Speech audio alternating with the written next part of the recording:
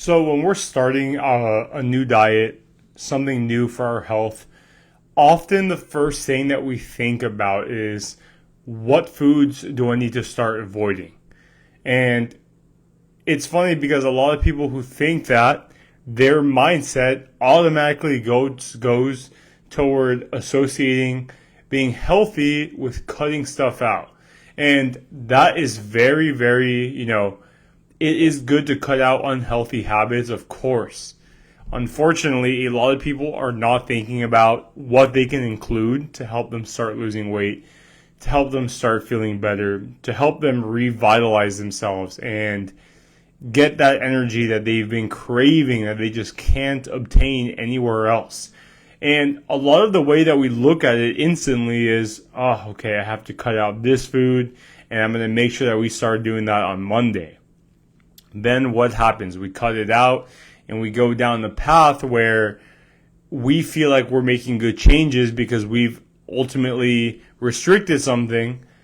But the issue with this is that now we feel like we have to restrict it forever. So now what's coming into play? Now resistance is coming into play.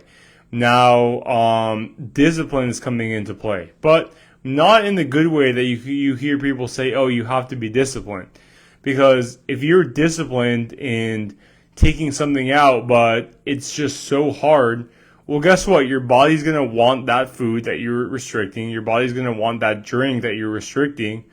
And ultimately, your body is just going to say, okay, I'm done trying to resist so much. Let me have it. And when you finally get your hands on that soda or you finally get your hands on that cookie, well, now guess what? You're not just going to have one soda or one cookie. You're going to have a lot. And you're not going to feel great. And a lot of people, when they're trying to lose weight, they don't think about what it is that restriction will do for them. They think, oh, let me restrict this now because this could help me lose weight. But they don't think about how they're going to want that food ultimately. They don't think about healthier habits that they can put in place. And ultimately, they just go down that path of thinking where they think, okay, I have to restrict and restrict. But let me tell you right now, as a dietitian, someone who has helped close to 100 people with weight loss in the general weight loss setting, guess what? You don't have to look at your nutrition and your lifestyle as things that you have to cut out to be healthier. It helps, but you don't have to make that your main focus because too many people are thinking about all the foods that they have to stop eating, and then they look at dieting as terrible. They look at it as a terrible experience. They look at it as something that they feel like they may not be able to do for the rest of their life. And if that's how you view nutrition, good luck keeping off that weight for the rest of your life. It's just not going to happen. So instead, what I would recommend is rather than thinking about what you need to take out, start thinking about maybe new foods that you can start including into your weekly routine. So maybe instead of not having any vegetables, maybe now you have a serving of vegetables once every other day. So maybe instead of cutting out that ice cream, maybe now instead of every day you have ice cream, maybe you can replace the ice cream with some Greek yogurt on every other day. And you might be thinking, but Juan, they should just cut it out immediately because it's a bad habit. What did I just say? People are going to stick to something and they're going to try to restrict something forever, but ultimately that restriction is going to make them want to come back to that food. So instead, we want to start off really slow and try to create a tangible outcome that you can achieve. Something that seems so insignificant, but will pay dividends down the line. So for example, like I just said, instead of cutting out ice cream entirely, just having it every other day and replacing it with a healthier option on those days that you're not having it.